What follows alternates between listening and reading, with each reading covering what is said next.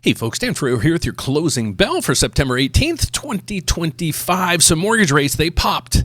And the reason for this is it was a good jobs report. We got a good jobs report. And now it's saying, well, the Federal Reserve might not have to cut again. Well, that wasn't the only thing. We had the 10-year Treasury stuck. It hit 4%. It just couldn't close below that we talked about yesterday. So between those two events, well, this is what happened to mortgage rates today. So I want to explain to you or take a deeper dive into these, but the stock market liked the news. So let's dive into all the news that's happening today that will be affecting these. So I want you to understand the whys behind it. Because if you're watching this video, most likely you're looking to buy or refinance. So let's get to today's news.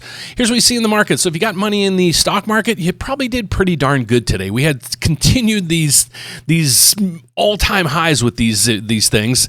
The Dow Jones isn't there, but it had a nice day. But we also have the S&P, the NASDAQ, and the Russell. Are all these hitting all-time highs? I think so. We got the VIX going down. That's at 15%, or down to 15. That's actually showing the Wall Street's actually calm right now. Let's see how crypto's doing. Crypto's on a roll. It's back to 118. That's saying there's a kind of a more of a risk trade on right now. Oil, this is a Cinderella story other than these things. So let's get over and see why rates changed for the day. The big news came in this morning, and this is the news. Let me kind of blow this up for you so you can understand what happened. So the Federal Reserve, their biggest concern that they said yesterday on their press conference was the deterioration of the jobs market.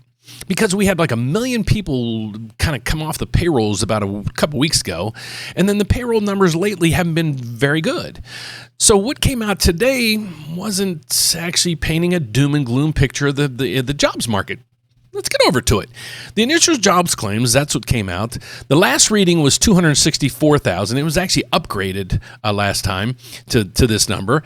They thought it would kind of cool down to 241,000. It actually cooled quite a bit down, so less people got let go. The good news is right through here, they're not starting to accumulate. So if you see the last numbers at 1.927, they're supposed to increase, but they actually decreased. So it looks like the people that are getting unemployed are being absorbed back into the workforce. Here's another big piece of the puzzle that's happening. But really what I want to do is I want to take it over to Rick Santelli. Now, my buddy Rick, he's over at CNBC. Let him give us the take of what happened today in the 10-year Treasury. Now, we talked about this yesterday on our live event and some other events, but let's see what happened and why mortgage rates, they just couldn't find that, go below this 1 point. And that might be the bottom, because he's predicting that is the bottom right now, and bond yields are starting to move up accordingly. So let's get over to Rick so he can explain this to you in his terms. Rick, take it away, buddy. Indicators for the month of August. Expected down 0.2, double it plus. We're down 0.5%. And that number is the weakest going back to April when it was down 1.3. We did have a revision in the rearview mirror. And the only reason I mention it, it takes one of those negative numbers last month, minus 1/10, makes it positive. So instead of 7 of 8 being negative this year, it's now 6 of 8. Last year, it was 10 of 12. The year before is 12 of 12. Leading economic indicators have been leading us in negative territory for years now. Listen, it's a big day in the market. You heard Sarah. It's only up 3 basis points at 4.12 in a 10-year. It's only up 3 basis points at 3.58 in a 2-year, but it's much more than that. If you look at the 2-day charts, the entire curve yields went up. Even Europe yields went up because all the fixed income, all the securities around the globe, the sovereigns, when they traded above yesterday's high yields, they zoomed. And this is a rejection of 4% in the 10s. So even though it's only up 3 basis points, consider the investors and how quickly they reversed from the notion that Fed easing was going to put longer dated Treasury yields under, and especially the 10s under 4%. It's not happening. Most likely, we're going to see a beeline right back to that 4.25, potentially into the 4.30s. If we settle here, it'll be a 2-week high yield close, 4.10. Sarah, back to you. Okay, Rick Santelli, thank you. Not good news. Okay, so what he's saying here is, right through here, he's saying the 10-year could go to 4.25 to 4.3. Okay, so let's do the math to this, because when this moves, this ultimately is going to move as well. So let's just take it for what it's worth. Where did I go? Right through here. Hold on one second. Right through there. So if this moves, and we saw that the bond yields moved about a quarter yesterday, so all these things moved about a quarter. This goes up another 0.25%. What's going to happen over here? We're going to roll over here, and we'll be right back to where I thought the numbers were going to be. So this is what we're saying. So 6.5, 6.6 might be where we go back to. That's the concerning part. So if you're still trying to you're sitting on the sidelines waiting for rates to come down, please, do yourself a favor. There's no catalyst. Even Rick Santelli saying bond yields, they just couldn't go below that 4. So that's making it sticky on mortgage rates. So they've hit a bottom. And now the expectations are they're just going to stay here or potentially, like Rick said, rise from these levels. So be careful if you haven't locked in yet. Please look over the numbers. So let's get over to what I do for a living. My name is Dan Frio. The reason why I do these videos is most likely if you're watching these, you're looking to buy or refinance. So I'm actually a federally licensed mortgage loan officer. I'm licensed in all 50 states, and I got a slogan. It's pretty cool. If one application, one credit pool, and we're going to compare your loan to over 30 different lenders. How do we do that? Well, I'll give you all the details at the end of this video, but I just want to explain to you why I do these videos. And so without further ado, let's get over to it. So here's what we saw in the bond market. Today we had the MBSs. This is what we follow on the channel. So if you're new to me, this is what we follow. This is actually the mortgage bond that trades on Wall Street that makes up the biggest part of your mortgage rate. So here's what happened today. But let's go back to yesterday. So here's what happened yesterday. The bond market was flat. Okay, which you have to understand in this chart that when the price or this chart goes up, mortgage rates come down. This is the price of the bond. Okay, so that's what happened yesterday. As soon as they come out with the announcement saying there's a 0.25% cut, the market's rallied, said, okay, we got it.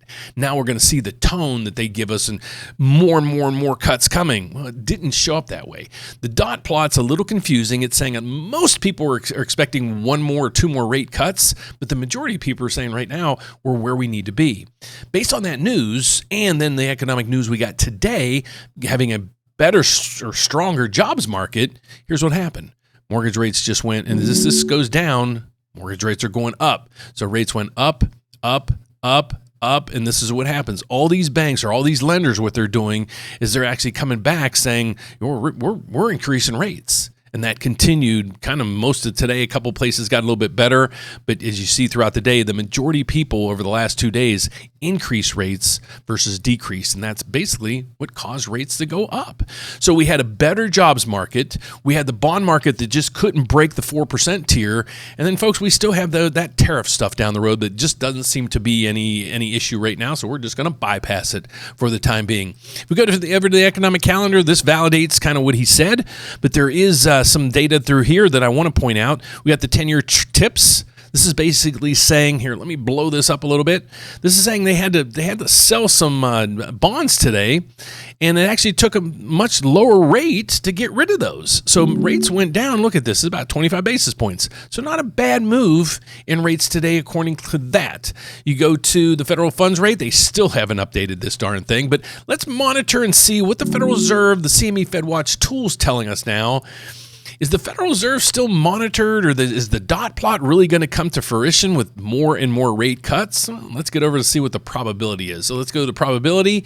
Oh, well, yep, it's saying there's right now above my head, the probability for another 0.25% rate cut at the October meeting is 92%. But we have to understand, this is basically what the same number was last September. The following reading, we had this, and then more jobs data came out, and then the number came down and down and down. And then we've got that million people kind of wiped off the employment map. As soon as that happened, then this spiked all the way back up and they cut rates. So job market is the focus in the news right now. And the good news right today is the job market came in a little bit better than expected. But we do I'm working on behind the scenes on a newsletter to present to you guys each week to go over some of the top news that you're interested in. So we're going to present this. I'm not sure if I'm going to do it on Fridays or Mondays, but we're going to go over things like this. What the Federal Reserve did. They cut rates this week and give you the guidance there. Jobless claims, the most important information for the week. We're going to show you market reactions to some of the main things that we focus in on. That's also, giving us a bead on what's going on with the inflation numbers.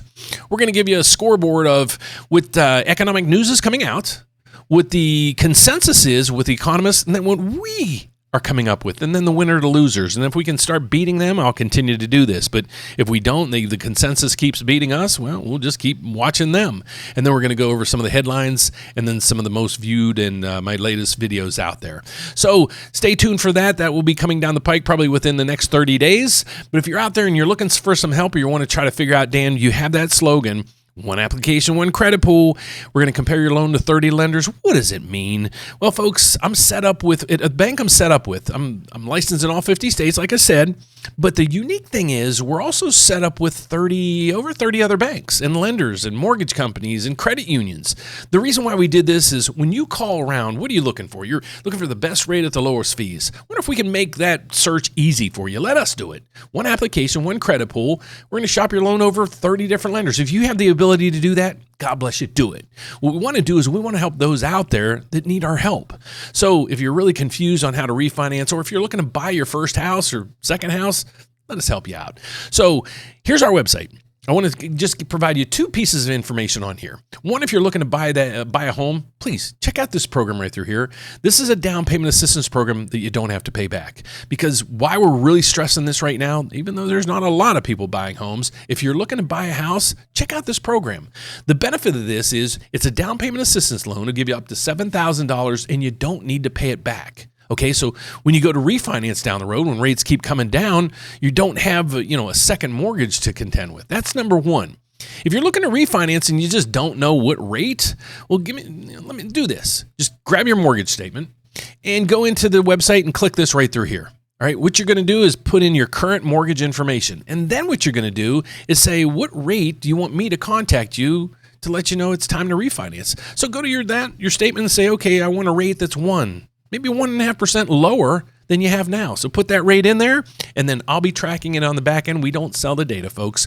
Me and Alan will monitor that in the back end. So as soon as the rate hits the rate where you want it to be, we'll text you, we'll call you, we'll email you, and we'll let you know what your new payment's going to be, what your savings is going to be, what your break-even point is, and if everything works out, we'll get you locked in and the paperwork is started. Thanks for watching, folks. Please check out tomorrow's opening bell so you can understand what happens with these and the whys behind it. Take care. God bless. Have a fantastic evening. Be safe out there, folks. See you tomorrow. Bye-bye.